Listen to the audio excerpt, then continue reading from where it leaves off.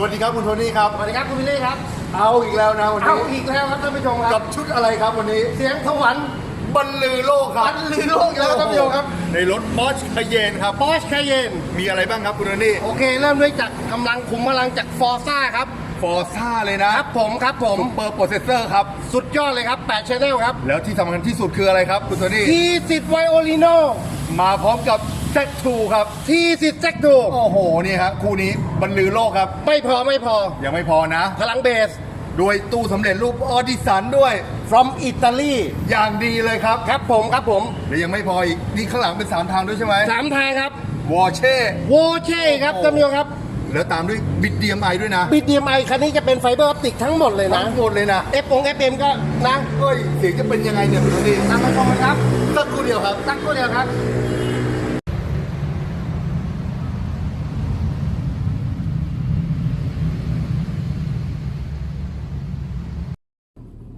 ครับคุณโทนี่ ครับผม แล้วเราก็เข้ามาอยู่ในรถบอชคาเยนคันนี้แล้วครับ เป็นที่เรียบร้อย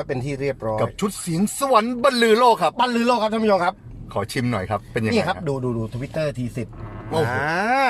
ติดตั้งเนี้ยบมากเลยนะ นี่ทำแผงใหม่ให้คุณลูกค้านะ คือรูปใหม่เลยเหรอ ขึ้นใหม่เลยครับ โอ้โห ของเดิมถอดครับ ไม่ต้องกลัวครับ ขายก็ประกอบกับเหมือนเดิม ทวิ ครั ตเตอร์ใหญ่ด้วยตัวนี้นะ บ38 มิลคุณวิลลี่ โอ้โห ยังกับเครื่องบ้าน ไวโอริโนครับ ไปลองชิมครับกับแจ็คโชครับ ครับผม On a star and wake up where the clouds are far behind me. โอ้โห เธออยู่ตรงนี้ท่านผู้ชม กลางกระจกเลยครับ กลางกระจกครับ Troubles melt like lemon drops away above the chimney คน top. ลุกครับคุณโทนี่ คนรู้ครับคุณวิลลี่ That's where you'll find me. When all the clouds are a ถึ hopeless งหวานจริงๆฮะ หวานครับเธอหวาน The raindrops tumble to the ground. Heaven opens. เป็นระบบออปติกทั้งคันนะ ออ อั ป น ติ นี้ กไงครับยัน FM เลยครับ โอ้โหหัวยันหางนะ หัวยันหางครับท่านผู้ชมครับ โอ้โหผ่านบิดดีไอนะ When all the Nàyครับ clouds darken up the skyway. โปรแกรมเข้าไปครับ โอ้ พักกันเพย์ครับ โอ้โห Leading ต้องยอมครับจัดเต็มจริงครับ ย ชุด อม นี้ ครับชุดนี้ครับ your window pane ครับ เดี๋ยวไปดูแนวอื่นครับ to a place. เอ็กซ์ไปเลยคุณวิลลี่ ฟังอยู่ทุกวัน ทุกเพลงเลยอะเฮ้ยโอ้โหโอ้โหใสประกายครับ ไฟประกายครับ โอ้โหทัดจริงๆครับคุณโทนี่ โอ้โห เนี่ยเต็มเวทีหมดครับคุณ เบ วิล ร ลี่ กตกหน้าเลยนะ ตกหน้าครับ โอ้โห ซับอยู่หลังแต่เบรกตกหน้า ไม่น่าเชื่อครับ ทำยังไงกันเนี่ย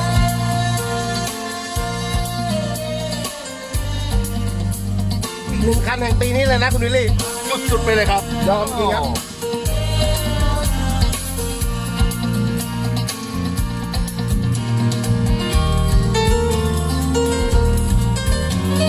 ตกชื่อชุดเสียงสวรรค์นะ เสียงสวรรค์บรรลือโลก โอ้โหเดี๋ยวนะสวรรค์ชั้นไหนครับเนี่ย ชั้น7สิครับคุณวิลลี่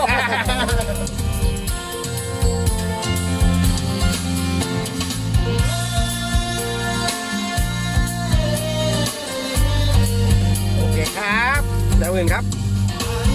จะเปลี่ยนเป็น MMA นะครับ ให้นักร้องอยู่ตรงนี้ลึกเข้าไปอีกครับ ฟอนต์สแตนเลย แล้ นะ วเตะครับ When I was young, โอ้โห I listened to the radio, waiting for my เป็นภาพนักร้องด้านหน้าเลยนะครับ เขามาทำอะไรตรงนี้ โอ้โห When they played, I'd sing along. It made me smile. ต้องยอมเลยนะทีสิทธิ์นี่ลำโพงเสียงดีจริงๆนะ ได้เรื่องทุกคันโอ้มีรายได้เรื่องทุกคัน And not so Good thinking, huh? long ago, how I wondered where they'd gone. But they're back again, just like a long lost Oh. friend. ไม่มีกระพงกระพือเลยนะ ไม่มีครับนิ่งมากครับ I love Good, so huh? well. Every sha la la la la la, every woe still shine.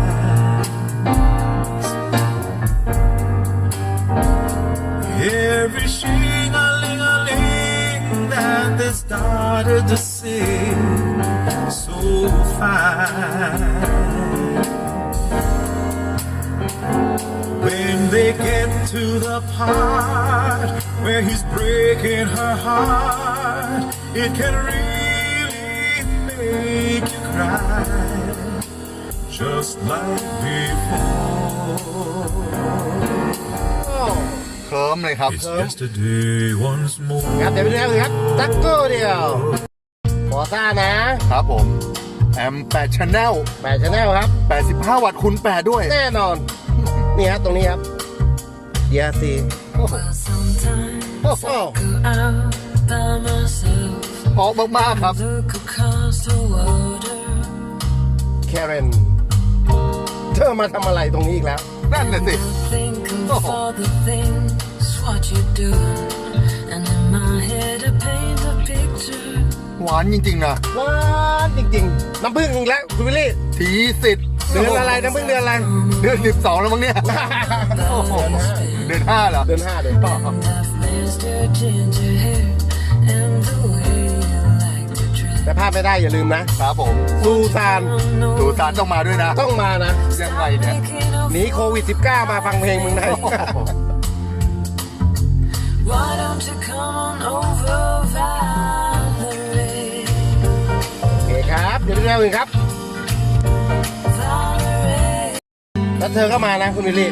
มาจนได้ครับ เธอมาจนได้ครับ ซูซานครับ มาเที่ยวกทมแล้วครับ โอ้โห When you're down in trouble โอ้โห and you need some loving care, บอดี้ใหญ่เลยนะ มาเลยครับ nothing's going right. พลังนักร้องมาเต็มครับ มาเต็มเลยครับ Close your eyes and think of me, and soon I will be there. ดูครับรายละเอียดเสียงดนตรีครับ มาทุกชิ้น ครบทุกชิ้นครับ Even your darkest night, ว้าจริง you just call up my name, and you know เครื่อง wherever เสียงที่ดีที่สุดแห่งปีค ๆ รับ แห่งปีครับ โอ้โห ทีสิทธิ์ไวโอลิโน โอ้โห ทีสิทธิ์แซกโท คู่กันเลยมันทุกที มาทุกทีและกำลังมาครับทีสิทธิ์ออร์เคสตรา 3 นิ้วนะ เฉลยเลยครับ ครับ ทีสิทธิ์ออร์เคสตรากำลังมาครับ ครับ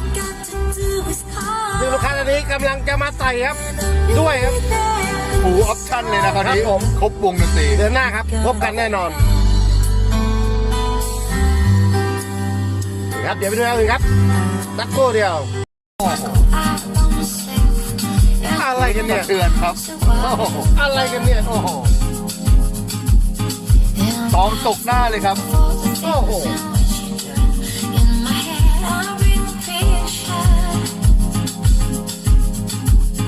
โอ้โห สุดๆไปเลยครับ ต้องยอมครับ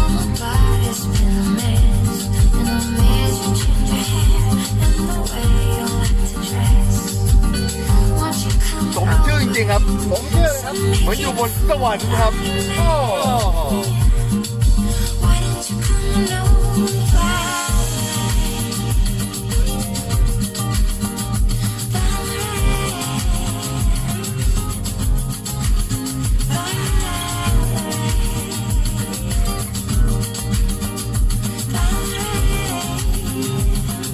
ชอบมากๆครับคุณ ครับ นี่ ผมนี่ครับสำหรับลูกค้าท่านใดครับ สนใจนะครับ ระบบไฟเบอร์ออปติกครับ ติดต่อเข้ามาที่พวกเราได้ครับ หรือระบบงงๆแบบนี้ครับ ยินดีให้บริการครับ ถนัดจริงๆครับ กับระบบเสียงแบบไฟเบอร์ออปติกครับ ครับหมายเลขด้านล่างนี้ครับท่านผู้ชมครับ ติดต่อได้เลยนะครับ สำหรับคืนนี้ครับ ลาตรีสวัสดิ์ครับ